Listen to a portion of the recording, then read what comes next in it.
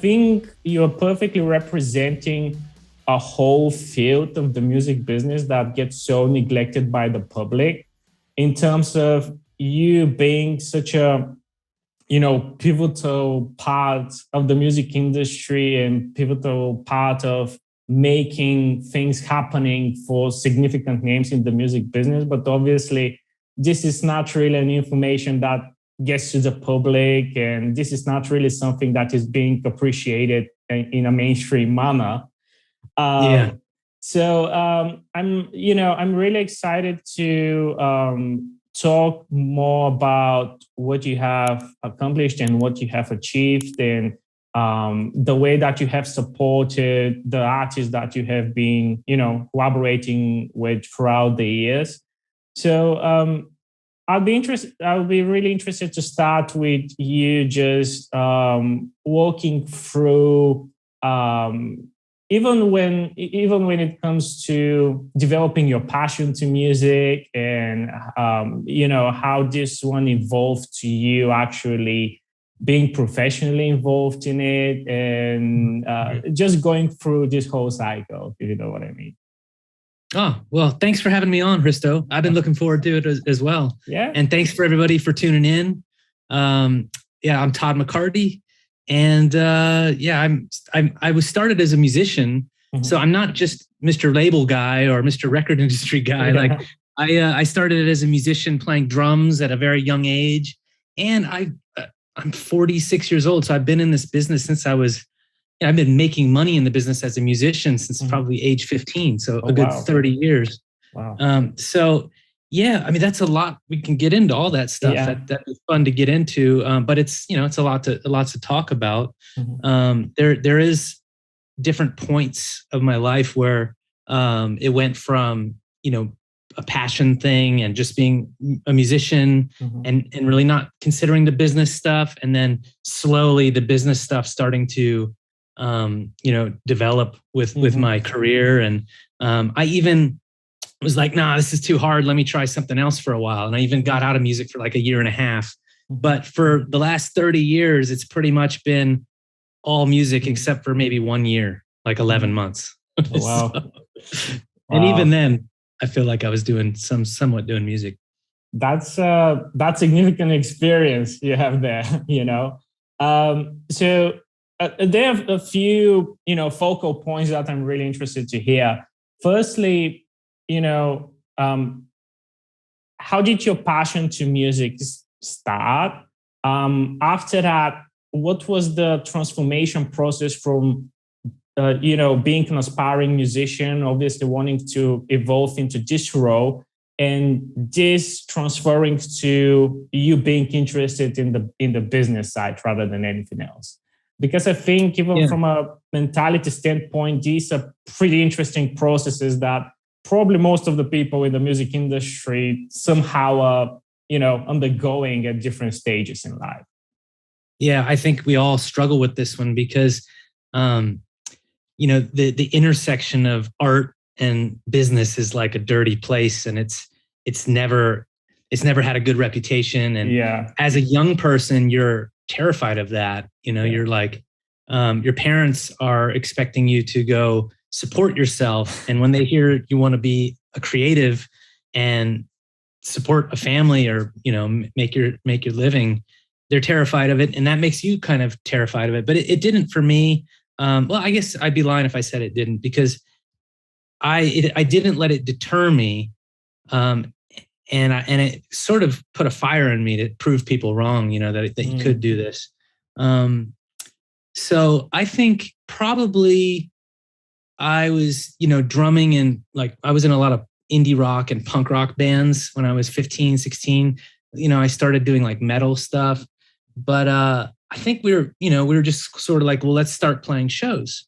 And then, we booked all of our shows locally, and we got to get people there. So we started, flyering and writing into the journalists and newspapers and magazines in our hometown, and started introducing ourselves to those people and saying, can you help us get people to the show? We said, oh, radio. So we called radio stations. And a lot of musicians, I think at that point, were like, no, if this was, I developed my music career in like the 90s. So there wasn't like as much internet promotion then. There was just major labels and big record companies, and nobody was doing it yourself really, except I came from this punk rock community in Washington, D.C., and there was a record label there called Discord Records that really influenced me and my bandmates. And they were a DIY record label doing everything themselves, and they didn't rely on any type of major distribution network, or they didn't wait for anybody to help them. They just did everything themselves. So that inspired me and my bandmates to do everything ourselves. So DIY is something I've been doing since I was 15. And I think that was sort of like my first like look at it. And it was more like, I just wanted my band to be popular and to have some fans. That was it. It wasn't a business necessarily, although we made t-shirts and we wanted to sell those to fund our practice space. Our gear is expensive, like drumsticks and cymbals and guitar strings and new guitars, amps, all that stuff, microphones. So you're just doing it to fund your practice space and all that. Yeah. And then, after a while, you're like, well, let's go outside of our city. Oh, then let's book a tour. So we're doing it all ourselves. And meanwhile, we don't even realize it, but we're entrepreneurs and we didn't even think of it like that. But at a young age, we were booking tours up and down the East Coast of the United States and promoting and doing our own promotion. So, there we just sort of fell into that. We didn't even consider ourselves business-minded or entrepreneurs, but really we were.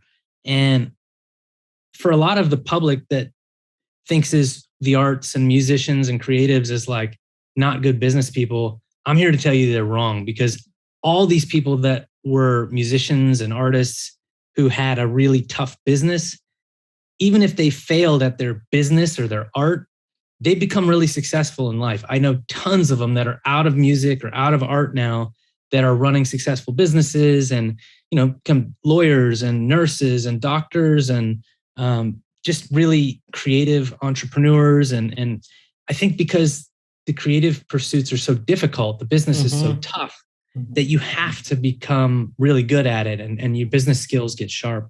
So I think that's the big thing that I understood a little bit into my 20s is like, hey, we're DIY artists, we're doing things ourselves, but we've developed some pretty good skills. And I think that goes for a lot of musicians out there. So if you're a business looking for some sharp people, hire a musician, hire an artist. They're good. Yeah, that's such a great point, by the way. And I completely agree with it. Because as you said, in terms of the public's opinion on people involved in music, again, there's, I guess, such a big understatement on their qualities and what they're doing and what they're achieving. And the fact of the matter is, exactly as you've mentioned, it's so difficult to be involved with that. And you have to achieve so much with so little resources that it really evolves your qualities to the next level, So, yeah. It's true. So that's a great point. I didn't answer your other part of the question is like, at what point did I decide I wanted to like make a go of it? Yeah. I think it's when I failed so many times in a row. And then I was like, well, let me try my, after college, I said, let me do something that's not music related. Let me just see what this business world is about. So I went into hardcore business to business sales for a telecom company. And, I was cold calling, making 100 to 120 calls a day, getting 100 no's for maybe 2 or 3 yeses, and doing that 3 times a week. And then the other 2 days of the week, I'd go out, dress up in a business suit and go out and do these meetings and meet with, executives at companies, small and medium-sized business, some large business.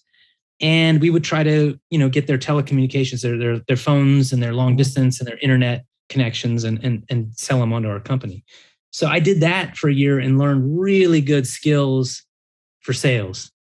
And then I was like, well, if I can do this in the business world, knowing what I know, I can go do this in music. So I quit that job, making a 6-figure, really good income.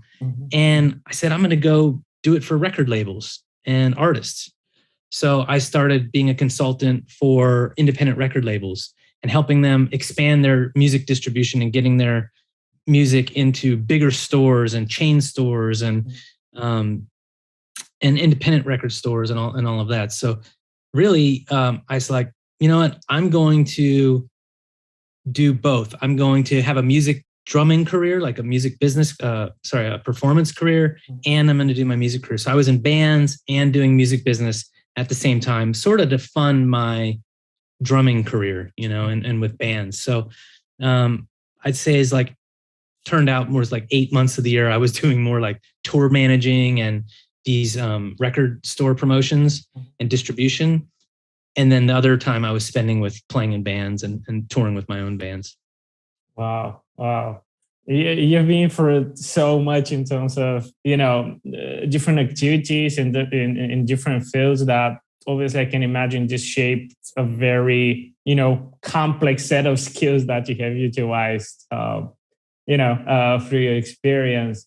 From your time as a musician, from your early ages as a performer, would you say that you've always had this sort of even subconscious business approach in terms of thinking, in terms of mentality? Or would you say this is something that you've developed throughout the years through the experience that you had? Yeah, I think I developed it over time. And a lot of us musicians always said like, you know, I don't really need to do this for money. And maybe that was like a protection mechanism for ourselves to tell ourselves, you know, like it's okay if we're failing, because there's a lot of failure in music. But I always said like, if I could just have a fan base and just have people like the music and be able to tour and make music and maybe be able to quit my day job and have that support me, that would be good enough, you know, and anything else would be a bonus. And I think there's a lot of that, but I think, that mentality developed over time to where I could really make some money. And that, I think I was influenced by my family and siblings, going off into the professional world. And I was influenced by mentors and people that I came into contact that helped, like I worked for, like guys at record labels. There was this guy, Kenji, who worked at a record label in Japan and gave me a lot of good advice and hired me to do some work. There was Bob Becker at Fearless Records, who hired me and gave me a chance to work for him at that label. And a lot of his skills rubbed off on me. There was just lots of people along the way that I encountered that I learned from and watched and observed just from observation. But then I think the real business skills and the real sort of artist development and money-making skills came from observing the big hits, like the artists that really took off. I think the first one was probably like, well, I was around At the Drive-In as they were blowing up, and Jimmy Eat World as they were blowing up, and then Plain White Tees, and that was a big one that I was directly involved with from a sales and marketing standpoint. And that they had a song called "Hey There, Delilah" back in 2006, 2007, go multi-platinum. I think it was number one in 13, 14 countries around the world, and we were, on top of the music business for like a few weeks. And when you reach that height, you really have to learn the music business and really know what you're doing, because you're competing with the biggest artists. And I think it was that moment that there was sort of like no looking back. Like once that happened, we wanted to repeat that over and over and over again. So I think that's when, I sort of said, okay, I can have a career in the music business. I think, that I was probably 28, 29 years old when that happened. And it's pretty young to realize that. But from that point on, I knew, this is it. I can do this as a career. And we just try to replicate that. And we did at Fearless. We replicated that with 5 or 6 more platinum selling artists. And it seemed like it was once every year to 18 months, we could, knock one out of the park.